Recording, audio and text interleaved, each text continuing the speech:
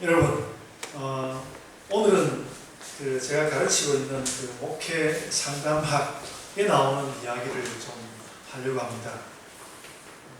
제 이야기를 좀 드리면, 저는 2013년에 총신대 신학대학원에 실천신학 교수로 임용이 되어서 제 전공인 기독교 교육학을 가르치고 있었습니다.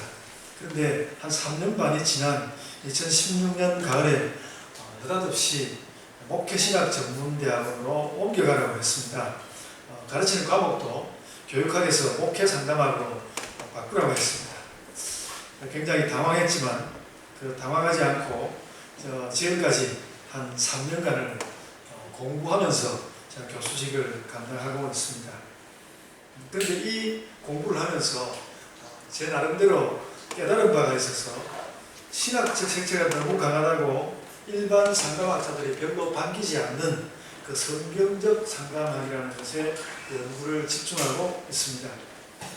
이전에 좀 이름 있는 성경적 상담학을 하는 교수님과 제가 강하게 학생 시절에 부딪히고 논쟁을 벌린 일도 있었는데, 그분도 제가 따로 만나서 제가 화해를 요청하고요. 그래서 그분에게 도움을 요청했더니 그분이 이제 참고서적 리스트를 저에게 하나 주었습니다. 거기에 이제 폴 트립이라는 미국의 성경적 상담학자의 책이 있었습니다. 제가 이번 학기에 이 책을 이제 학교에서 텍스트로도 사용하면서 공부를 하고 있는데요. 저는 이 폴 트립이라는 분의 성경적 상담학 기록이 오늘날 목회자의 성경적 상담으로서 적절하다고 판단하였습니다. 치유와 회복의 동반자라는 책인데 누구라도 읽을 수 있는 쉬운 책입니다. 여러분들도 이제 상담에 대해서 만약에 관심이 생긴다면 읽을 수 있는 책입니다. 쉽지만 매우 목회적이고 또 상담으로서의 상담에 대한 통찰이 뛰어난 책입니다. 이런 이야기를 좀 해드리고요. 그 책에 치유와 회복의 동반자라는 그 책에 매우 목회자답게 성도를 보살핀 이야기가 하나 나옵니다. 성도 가운데 평범한 직장인으로 살아가는 샘이라는 사람에게서 이 폴 트립 목사님에게 전화가 왔습니다. 자기에게 친구가 있는데 직장을 잃고 아내와 부부싸움을 하고 난 뒤에 다툰 후에 집에서 아내로부터 쫓겨나다시피 나왔다는 것이었습니다. 그러면서 목사님, 저 혼자서는 이 친구를 제가 도울 수가 없고요. 교회에서 이 친구를 좀 도와주시면 좋겠습니다. 그랬습니다. 전화해야 되고. 폴 트립 목사님의 대답은 이 성도 샘과의 생각과는 전혀 다른 방향이었습니다. 샘, 하나님의 은혜가 얼마나 놀라운지 모르겠습니다. 하나님은 당신이 말하는 그 친구에게 관심을 가지셔서 하나님의 자녀 가운데서 그 사람을 가장 잘 돌볼 수 있는 당신을 길에서 만나게 하신 것입니다. 하나님께서는 샘 당신을 하나님 일의 도구로 사용하기로 마음을 정하셨고 하나님이 사람을 잘못 보지는 않으셨을 겁니다. 이제 당신의 마음에 하나님의 사랑을 채워주시고 지혜를 달라고 기도하십시오. 그렇게 이야기를 했습니다. 샘은 처음에는 펄쩍 뛰면서 자기는 그런 일에 전혀 재능이 없다고 하였지만은 폴 트립 목사님은 결국 이 샘이라는 성도를 설득하여서 이 샘이 그의 친구를 돌보게 하였습니다. 그래서 샘은 이 친구를 돕기 시작했는데 결국은 그 남편을 쫓아내다시피 한 아내까지 만나게 되고 그 아내에게까지 도움을 주었습니다. 폴 트립은 그래서 그 일에 대해서 이렇게 정리하여 두었습니다. 이 샘이라는 성도는 사람을 돌볼 수 있는 능력이 부족한 것이, 사람을 돌볼 수 있는 능력이 부족한 것이 아니라 그런 일을 할 수 있는 용기가 부족하였는데 그 친구를 돌볼 기회를 얻음으로 해서 어려움에 빠진 사람을 잘 돌볼 수 있는 사람으로 변화되었습니다. 이렇게 내용을 정리해 두었습니다. 제가 이 좀 길어 보이는 제 자신에 대한 소개와 그 책에 있는 이야기 속에는 무슨 이야기를 제가 하려고 하는가 합니다. 여러분, 사람은 변화한다는 것입니다. 사람은 변화한다. 아까 말씀드린 대로 저는 교육학 교수였다가 상담학 교수가 됐습니다. 제가 학교에서 제 능력을 엄청나게 이제 믿는 셈인데, 이건 그래서 제가 가만히 그 교육학 교수로 놔뒀으면 지금쯤은 꽤 유명한 교육학 교수가 됐을 텐데, 교육학 교수로도 상담학 교수로도 유명한 교수가 되기는 틀렸지만, 하여간 그렇게 저는 변화되었습니다. 저도 처음에는 당황했지만 이제는 그것을 하나님의 은혜로 여깁니다. 여전히 저는 학교에서 중요한 교수가 아니지만, 그래도 이제는 목회신학 전문대학원에서 목회상담학을 가르치는 목회상담학과에서 대표격의 교수가 이제 되었습니다. 그리고 저는 조금 더 노력하면 상담을 잘하는 목사가 될 수 있을 것입니다. 이전에 웅변학원을 하는 그 학생이 저희 강사를 했었는데, 제 목소리가 이렇게 대중적인 그 연설을 하기에는 좀 부적절하지만 상담을 하기에 좋은 목소리라고 그랬습니다. 목소리가 이렇게 상담자의 목소리를 타고났기 때문에 기회만 있다면 좋은 상담자가 될 수 있을 것입니다. 우리 교회에는 상담을 할 사람이 너무 적은 것이 허입니다. 저는 이 부분도 하나님께서 채워주실 거라고 생각됩니다. 아마 상담을 받아야 될 사람들이 우리 교회에서 우리 교회로 구름처럼 몰려들 것이라고 제가 믿습니다. 아멘. 농담하시고. 이거는 이제 제 이야기고요. 폴 트립의 이야기에 나오는 샘이라는 성도도 변화하였고, 샘의 돌봄을 받은 그의 친구와 그 친구의 아내도 변화하였습니다. 사람은 변한다는 것입니다. 사람은 변화합니다. 선한 방향으로 변화할 때 그 변화는 특별히 아름답습니다. 하나님께서도 그 이스라엘 사람들에게 변화하여서 아름다운 모습을 가지라고 지금 권고하고 있거든요. 그래서 이런 아름다운 변화가 교회에서 잘 이루어진다면 그것이 바로 복음의 확장입니다. 교회 안에서 아름다운 변화가 일어나는 것, 이것이 복음의 확장이라는 것이죠. 여러분, 우리가 능력이 있어서 누군가를 설득하고 변화시키는 것은 영광스러운 일입니다. 영광스러운 일입니다. 그러나 내가 누군가에게 설득되어서 좋은 변화를 하는 것은 더 좋은 일입니다. 내가 변화된다는 것은 더 좋은 일입니다. 그런데 누군가에게 설득되는 것을 대화에서 패자가 되었다고 생각하는 그런 것이 오늘날 세계에 팽배한데, 그러니까 대화에서 누구에게 설득되는 것을 패자가 되었다고 생각하는 버릇이 있다면 그것이야말로 우리 인생을 망칠 것입니다. 여러분, 우리 청소년들도 어린이들도 내가 우리 목사님 이야기 재미도 없는데 듣고 내가 변화되는가 봐라. 그리고 이렇게 믿지 말고 뭔가 조금이라도 들리면 조금이라도 목사님 소리가 들리면 그렇고, 그렇지, 이것이 좋은 것이니까 내가 변화되어야지. 그럴 수 있었으면 참 좋겠다는 생각이 듭니다. 그러니까 누군가에게 내가 설득된다는 것이, 그러니까 여러분, 제가 제 자신의 생애를 생각해봐도 저도 굉장히 고집이 세거든요. 고집이 셉니다. 저도 고집이 센데, 그런데 그 고집을 꺾고 그 누군가의 말에 설득되었을 때 그게 제 인생에 크게 변화를 끼쳤던 것을 제가 다 기억하고 있습니다. 그래서 누군가에게 설득되어서 또 한 가지 면에서 선한 사람이 되는 것은 행복의 항목을 늘려가는 것입니다. 그러니까 이 설득이 된다는 것은 내가 이전에 몰랐던 하나의 그 삶의 자리에 들어온다는 것이거든요. 누군가에게 설득된다는 것이 누구에게 대화에서 패배하는 것이 아니라 내가 새로운 사람이 되어가는 것입니다. 그래서 변화되는 것은 매우 중요한 것입니다. 그래서 저는 오늘 말씀에서 사람이 변할 수 있다는 것에 대하여 주목하였습니다. 오늘 말씀은 그것만 있는 것은 아닌데, 오늘 말씀의 많은 의미들 가운데 저는 변화되는 것에 주목하였습니다. 그리고 사람이 변화되는데, 사람의 그 변화에 따라서 하나님조차 마음을 바꾸실 수 있다는 것에도 저는 주목하였습니다.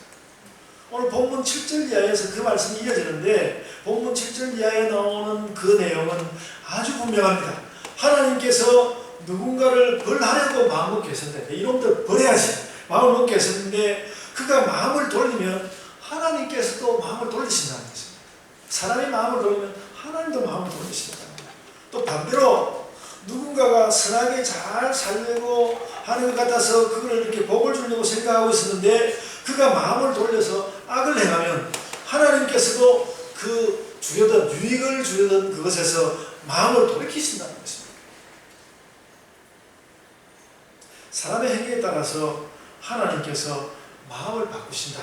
오늘 그 토기장의 이야기가 그거거든요. 오늘 이제 우리 전도사님께서 막 토기를 깨뜨리고 그런 까지 보여줬는데, 오늘 이제 본문의 말씀은 막 이미 다 구워진 것을 깨뜨리고 거기까지는 사실 나가지는 않는 것이고, 이제 그 농도 위에 놓고 그 좋은 모양을 만들고 싶었는데 그 흙의 성질이 좀 이상해가지고 손에서 뒤틀리고 이렇게 해가지고 그 농도에서 만들고 있는데 모양이 바뀌어지면, 그러면 이제 다시 터뜨려가지고 새롭게 모양을 만든다는 그런 이야기죠. 사람의 그 흙의 성질에 따라서 모양이 제대로 나오지 않으면 또 터뜨려서 다시 바꾸고 이렇게 하신다는 것이죠. 근데 그렇게 사람의 흙의 성질에 따라서 그릇을 다시 만들 수 있듯이, 사람의 행위에 따라서 하나님께서 마음을 바꾸어서 사람을 또 새롭게 하신다는 것입니다. 중세 신학은 하나님은 절대 불변이라고 말했지만 결코 그렇지 않습니다. 하나님이 마음을 바꾸신다는 것이죠. 그래서 오늘 본문은 결론적으로 뭔가는 악한 마음을 돌이켜서 마음을 변화시키라는 것입니다. 악한 마음을 돌이켜 너희의 마음을 변화시켜. 저는 그런 본문의 흐름을 알지만 제 마음은 악한 마음을 돌이켜서 선한 마음으로 변화되어 이런 말인데, 제 마음은 여러 가지 이야기가 있는데 변할 수 있다는 거기에 더 중요한, 변할 수 있다는 데 마음이 끌렸습니다. 그것도 역시 선한 마음이, 오늘 성경 말씀은 이제 악한 자가 선하게 되는 것, 선한 자가 악하게 되는 것, 이런 이야기를 다 하고 있는데, 저는 한 가지, 선한 마음이 악한 대로 끌리는 그것이 아니라 허물과 실수를 할 수 있었던 마음이 변하여서 선한 대로 마음이 끌리는 그런 변화가 일어날 수 있다는 것, 그런 변화가 일어날 수 있다는 것이 소소해 보이지만 이것이 사람이 사는 것이다. 산다는 것은 이런 것이다. 이렇게 생각이 되는 거죠. 여러분, 물론 우리가 세상에서 노력을 하면 더 잘 살게 되는 것이 기본입니다. 그럼에도 불구하고 우리가 애태우고 잘 살려고 자꾸 노력을 하는데, 그 노력을 하고 있는데 자꾸 그 인생 가운데 들어있는 것이 어렵고 약한 것들이 자꾸 노출되면서 몸도 지치고 마음도 지치게 되는 일이 많습니다. 우리가 어쨌든 이렇게 우리도 좋은 교회를 세우려고 발버둥을 치고 있는데, 태풍 링링이 올라와가지고 제가 오늘 아침에 다 교회 왔는데 교회 현수막이 막 떨고 그리고 또 어떡하지, 저기서 돈 들 텐데 그런 생각을 드는 것 같습니다. 그러니까 뭔가 좀 잘해보고 싶은데 이런 것들이 우리를 괴롭게하는 것들이 있습니다. 이런 일들이 우리를 지치게 하죠. 그래서 오죽하면 예수님이 이런 말씀하셨을까? 수고하고 무거운 짐진 자들아 다 내게로 오라. 내가 너희를 쉬게 사람들이 지친 마음을 예수님 너무 잘 아셔요. 예수님 딱 보니까 사람들이 다 지쳤어. 다 지친 그 사람들을 향해서 수고하고 무거운 짐진 자들아 다 내게로 오라. 내가 너희를 쉬게 하리라. 오죽했으면 예수님이 이런 말씀을 하실까? 그런 생각이. 그래서 더 잘 살려고 하고 정말 한번 살아보려고 하면 그것이 가로막히면서 더 애를 태우는 곳이 이 세상인 것은 맞습니다. 이 세상인 것은 맞습니다. 근데 여러분, 어제 제가 신문 기사를 보다가 우공이산이라는 사자성어를 봤습니다. 우리 중학생들 학습을 위해서 한번 따라해 보시겠습니다. 우공이산. 우리 청소년들 한번 따라해 학습하는 마음으로. 우공이산. 이 말은 무슨 말인가? 말 자체는 우공이라는 사람이 산을 옮긴다는 말입니다. 우리 성경에도 산을 옮긴다는 말이 있는데, 이 중국 고사에도 산을 옮긴다는 말이 있습니다. 우공이라는 노인이 그 집 앞에 산이 다 가로막고 있어서 이 산을 어떻게 할까? 그래서 이 산을 내가 옮겨버려야 되겠다. 이 우공이 산을 옮겨버리고 마음을 먹고, 내가 지금 큰 산을 못 옮길 것 같지만 내 아들, 손자 대에 이르기까지 대대에, 그 옛날에는 대대에 걸쳐서 이제 집을 이렇게 지니고 살았으니까 대대로 지지 않고 하루에 한 바구니씩 이렇게 계속해서 조금씩 흙을 퍼내서 저쪽으로 갖다 놓으면 산도 옮길 수 있다고 그렇게 작정을 하고 산을 옮기기 위해서 이렇게 흙을 퍼나르기 시작했다는 것입니다. 그래서 그 하늘이 그 우공에게 감동을 해서 하늘이 산을 옮겨주었다는 것입니다. 산을 옮겨주었다는 그것은 믿거나 말거나 하지만 우공이 산이라는 그런 그 중국의 그런 고사가 있다고 합니다. 그래서 우리도 변할 수 있고 우리의 환경도 변할 수 있다는 것입니다. 변할 수 있다. 그러다 보면 내가 생각지 않았던 큰 변화도 몰고 올 수 있다는 것이죠. 때로는 우리가 인생에서 근곤일척의 대결도 해야 하지만 한 방에 뭔가를 끝내야 하는 그런 대결도 해야 하지만 또 때로는 산을 옮기는 이 우공과 같이 끈질기게 노력할 수도 있는 것이죠. 그래서 제가 어제 그 신문 기사를 보다 우공이 산 이게 무슨 말이지? 또 다시 산을 찾아서 우공이 산이라는 그걸 읽고 굉장히 제가 힘들었습니다. 그렇지 이런 거야. 나도 변할 수 있고 나의 환경도 변할 수 있다. 그리고 내가 그런 노력을 하고 있으면 하나님도 나 때문에 그 마음이 변하실 것이다. 이놈을 내가 그냥 놔두면 안 되겠구나. 정말 뭔가 일어나도록 해야 되겠다. 그렇게 할 수 있다는 것입니다. 하나님이 사람의 조그마한 노력 때문에 마음을 바꾸실 수 있을까? 근데 오히려 하나님은 크시기 때문에 하나님이 마음 한 번 바꾸시는 거 이런 거 하나님께서 더 우리보다 가볍게 여기실 수 있어요. 워낙 마음이 넓으시니까 내가 그 정도면 변할 수 있지. 그러실 수 있다는 것입니다.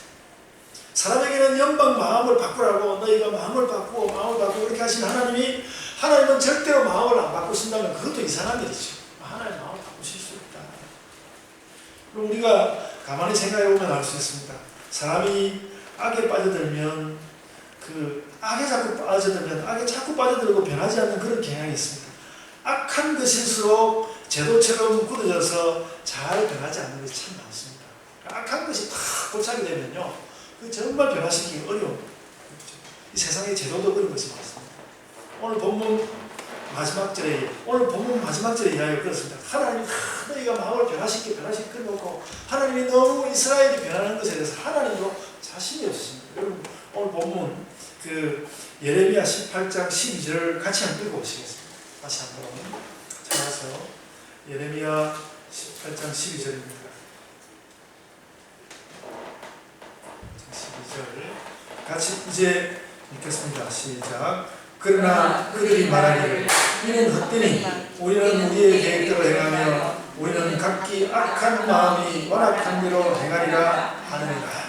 하나님께서 좀 제발 변했으면 좋겠어 이렇게 이야기하는데 유다 사람들의 대답이라는 것이 그러나 그들이 말하기를 하나님 헛된 소리 마십시오. 우리는 그냥 악한 대로 갈랍니다. 그렇게 이야기한다는 것이죠.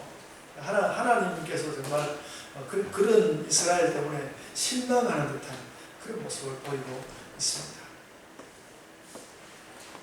그래서 하나님께서 나는 너희만 변하면 따라서 갈 거예요. 너희가 변하기만 하면 하나님께서 따라 변하려고 잔뜩 기다리고 있는데 하나님 잔뜩 기다리고 있는데 근데 너희는 아마도 변하지 않으려고 하는 것 같아. 이 유다를 향해서 그렇게 말씀하셨고요. 실제로 이스라엘은 이런 예레미야의 예언을 듣고도 변하지 않았습니다. 변하지 않았고 그래서 이스라엘은 결국 멸망하고 말았습니다. 이게 문제라는 것이죠. 변할 수 있는데 변하지 않는다는 거예요. 변할 수 있는데 선한 방향으로 변할 수 있는데 변하지 않으면 그것은 멸망의 요인이 된다는 것이죠. 이것은 예수님이 우리를 구원하신 이 상황에서도 이건 적용이 되는 것입니다. 악한 것을 여전히 가지고 절대로 변하지 않겠다 마음 먹으면 예수님의 그 구원의 능력도 떨치지 못할 것입니다. 여러분, 그래서 이 말씀은 굉장히 큰 의미를 담고 있습니다. 굉장히 큰 의미를 담고 있습니다. 내가 무언가를 잘못했을 때 그것이 나의 운명을 좌우하고 내 발목을 잡을 것이다. 그러나 결코 그렇게 내 발목을 잡을 것이다 이렇게 생각하기가 쉽지만 그러나 결코 그렇게 끝나지 않는다는 것입니다. 오늘 성경의 말씀입니다. 그래서 하나님이 우리를 용서하지 않는 것이 문제가 아니라 우리가 끝내 돌아서지 않는 것이 문제라는 것입니다. 내가 한 번 잘못을 저질렀으니까 하나님께서 돌이켜 주시겠어. 이게 하나님께서 안 돌이키시는 것이 문제가 아니라 돌이키지 않는 내가 문제라. 내가 돌이키지 않는 것이 문제이다. 그러니까 오늘 본문의 요지는 아주 분명합니다.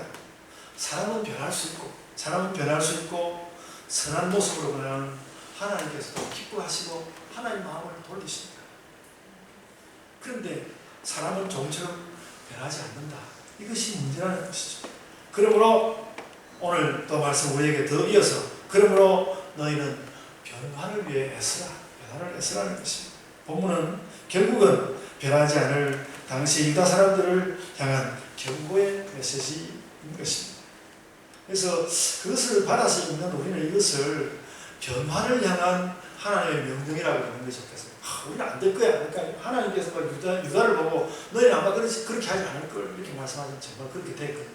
근데 우리는 그래서는 안 되지 않겠습니까? 그래서 우리는 오늘 이 예레미야의 말씀을 변화를 향한 하나님의 명령으로 하고, 내가 선한 방향으로, 좋은 방향으로 나를 변화시켜야겠다. 그래서 여러분의 삶의 선한 변화들을 많이 일으켜야 합니다. 오늘 예배 드릴 때 제가 우리 청소년들 잘 예배에 참여하려고 했더니 잘 일어서서 예배에 잘 참여해서 첫 부분은 굉장히 좋았습니다. 선한 변화, 이런 변화들이 많이 일어나요. 우리는 경제적 안정이나 살림의 발전이 와야만 삶이 평화롭다고 많이 생각하고 실제로 그렇거든요. 그런 추구도 당연히 해야 하고요. 그러나 내 삶의 질을 결정하는 것은 정말 내가 인간다워지고 갈수록 더 선하여지고 좀 더 넓은 시선으로 세상을 바라볼 수 있는 그런 변화들에서 오는 것입니다. 그래서 우리는 잔뜩 움츠리고 꼼짝하지 않음으로써 안정을 얻는 것이 아니라 뭔가 이렇게 의미 있는 변화를 함으로써 삶의 안정을 얻을 수 있습니다. 의미 있는 변화를 나에게 가져옴으로써 나의 삶은 안정되는 것이다. 오늘 예레미야 말씀은 그걸 분명하게 우리에게 말씀하고 있는 것입니다. 그래서 여러분, 하나님 안에서 바른 변화를 시도하시기 바랍니다. 그러면 우리가 하나님 안에서 바른 변화를 시도하면 하나님조차 우리 때문에 변하실 것이다. 그래서 우리는 물론 하나님의 큰 섭리안이 있지만 그래도 우리가 우리의 조건에 따라서 활동할 수 있는 공간을 하나님은 얼마든지 허용하신다. 우리의 변화를 위한 공간을 하나님께서 허락하신다.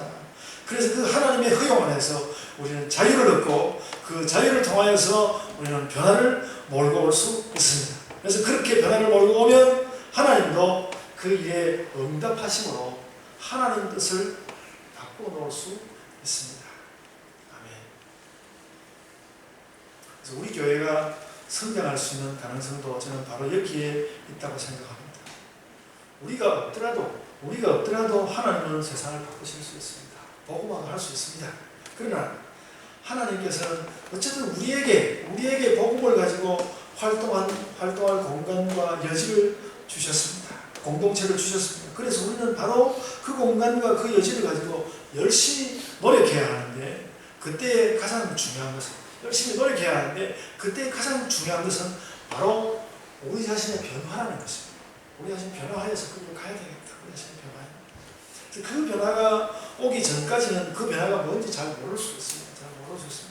우리가 아직도 그걸 잘 모르고 있을 수 있습니다. 그러나 우리의 활동 공간을 최대한으로 사용하여 우리는 스스로 변화해야 합니다. 그러면 하나님께서 우리에게 생각지 않은 변화를 주실 것입니다.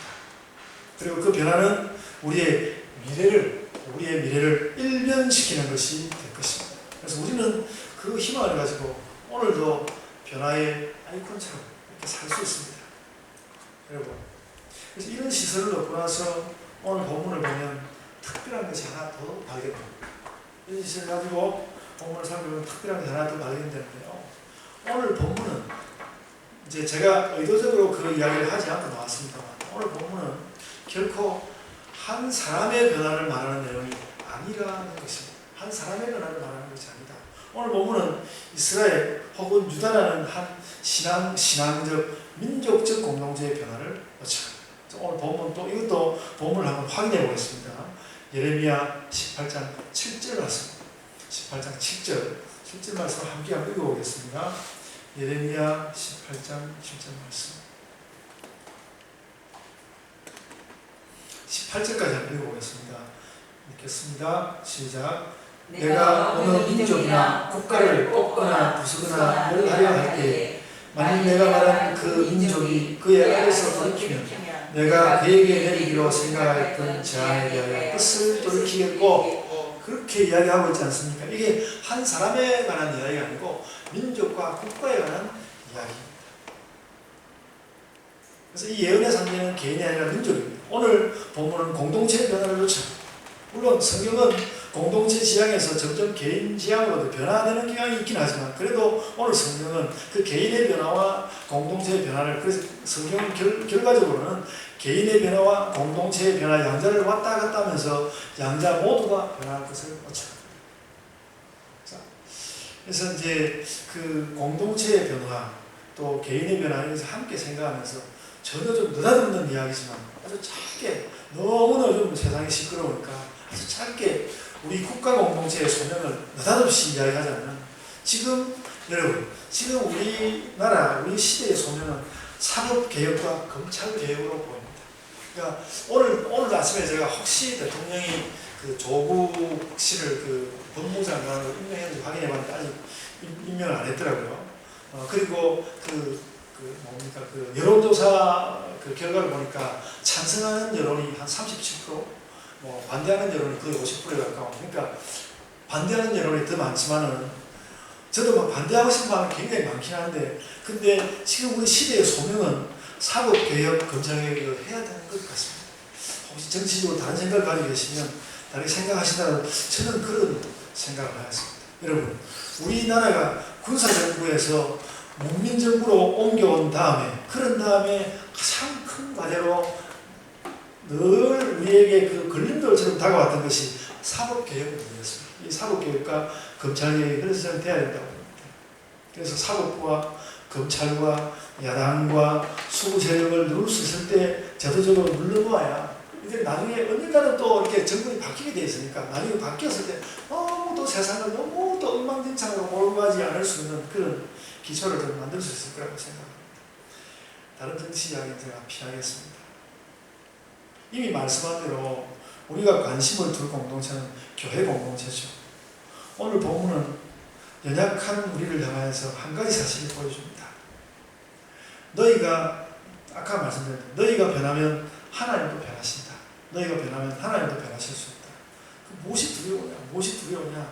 유다가 이렇게 포로가 되어서 외국으로 끌려갔다가 되돌아오는데 70년이 걸렸다면, 우리가 오늘 아침에 저에게 그런 생각입니다. 우리 교회의 성장은 한 10분의 1로 7년이면 되지 않을까? 7년이면 되지 않을까? 이런 그 미신 같은 생각도 제가 해봤습니다. 저는 제 남은 목회 기간을 생각하기 때문에 앞으로 7년이라는 생각은 제가 아주 중요하셨어요. 저는 그래서 앞으로 7년이 굉장히 중요하게 생각하고, 저도 막 변화하기 위해서 굉장히 노력하고 있습니다. 여러분, 우리 공동체가 잘 보이지 않지만 그래도 선한 변화를, 우리가 그러니까 우리가 이렇게 자꾸 지쳐가지고 힘이 쭉 빠져가지고 이렇게 있으면 되는 것이 아니고, 우리가 자꾸 참 남들 보기에 잘 드러나지 않은 변화일지라도 그 변화를 위해서 뭔가 충분히 그 변화를 추구한다면 하나님께서 끝내는 그 길과 결과를 보여주신 것입니다. 여러분, 우리는 변화할 수 있습니다. 오늘 지난주에 교회 이야기 다시는 안 한다고, 여러분의 행복에 대한 이야기를 먼저 하겠다고 해놓고 그렇게 하려고 시작했는데 또 이야기 여기까지 왔습니다. 여러분, 우리가 기도 한번 하는 것도, 우리가 전도 한번 하는 것도, 우리가 또 어린이 청소년이 또 성경 공부를 한번 하는 것도, 교회에서 또 강의를 한번 하는 것도, 대화를 한번 하는 것도, 이것이 의미 있는 변화의 발걸음으로 조금씩 사용될 수 있다면, 하나님께서도 그 마음을 바꾸시고 우리로 하여금 성장하게 하실 것입니다. 우리 교회를 아름다운 교회로 세워주실 것입니다. 저는 이런 하나님을 믿습니다. 아멘. 여러분, 제가 제 꿈 이야기 하나 했습니다. 제가 지난 목요일날 너무너무 선한 꿈을 하나 꿨습니다. 깰 때가 다 돼가는데 다 된 시간이었는데, 포도 한 송이를 붙잡고 포도를 너무너무 열심히 막 신나게 포도를 막 따먹었어요. 근데 막 꿈속임에도 불구하고 그 잠을 깨고 나니까 그 포도의 단맛이 얼마나 선명하게 기억이 나는지 너무나 신나게 포도를 따먹었습니다. 정말 그 포도가 달고 시원했습니다. 그래서 제가 일어나서 이 꿈이 사람들이 꿈 해몽하는 사람들이 어떻게 꿈 해몽을 하는가 인터넷에 찾아봤더니 그게 이렇게 해명을 했어요. 이제까지 모든 일에 대한 열매를 맺을 아주 귀한 꿈이다. 이렇게 해명을 해놨습니다. 성경 말씀에 아멘 안 하시면 갑자기 꿈 해몽에 아멘 하시고 저는 이 꿈이 그렇게 미래를 많이 보여준다고 믿는 편은 아닙니다. 근데 저는 그래도 뭐 제가 그 꿈에 대해서 제가 생각하면서 그래도 제 안에 이런 미래를 향한 꿈이 있다는 것만은 확인했어요. 내가 이런 그러니까 막 포도송이를 막 허겁지겁 먹을 만큼 이렇게 뭔가 우리 교회가 또 우리 지체들이 함께 잘 사는 것까지 그런 것을 이룰 수 있도록 하나님께서 하나님 그렇게 해주셔야 합니다. 저희가 조금씩 변화할 테니까 우리는 조금씩 변하고 하나님께서 크게 한번 우리 변하게 하시는 그런 일이 다가오면 좋겠습니다. 그런 소망을 가지고 제가 이 날을 살고 오늘 이렇게 설교를 하는 것입니다. 여러분 제가 오늘 그런 아침에 그런 정말 터무니없는 생각들을 제가 요즘 너무 하루 종일 제가 잠이 와서 견딜 수 없어요. 하루 종일 잠이 와요. 하루 종일 잠이 많이 오면 이렇게 피부가 좋아지고 그런다는데 그냥 보기를 하고 그 잠이 오고 그래서 하나님 어떻게 하면 되겠습니까? 그래서 설교 한 편 준비하기 너무 힘들어요. 정신을 딱 잡아야 되는데 정신과 설교 준비를 하고 있다고 어느새 제가 졸고 있는 그런 방향. 오늘 아침에 그런 생각을 했습니다. 내가 정말 내 삶 가운데서 다른 것에 신경 쓸 겨를이 없이 교회의 일에만 신경을 쓰고 괜히 힘이 남아가지고 딴 데 신경 안 쓰도록 하나님께서 졸리게 하고 잠자게 하고 그래서 사고를 가고 그런 이야기 했어요. 나에게 한 두 가지 있는데 한 가지는 잠자는 것이고 하나는 교회에 가는 것이다. 물론 학교 가서 강의도 해야 되긴 하겠지만 그래서 그렇게 두 가지만 하도록 하나님께서 나에게 자꾸 잠을 주시는 모양이다. 하나님 어떻게 하시는지 내가 이렇게 해야 되겠다. 여러분 그래서 제가 무슨 일이 닥쳐오든지 다시 해석을 해가지고 교회의 성장과 여러분의 삶의 성장과 발전을 향해서 그렇게 생각합니다. 여러분들도 그런 생각을 하시고 그래서 어쨌든 오늘 설교를 시작할 때 여러분에게 말씀했던 것처럼 우리가 하나님 앞에서 변화하여야 하겠다. 내가 변하면 하나님도 변하신다. 그 심정을 가지고 오늘 우리에게 주어진 이 삶을 사시기를 바랍니다. 아멘.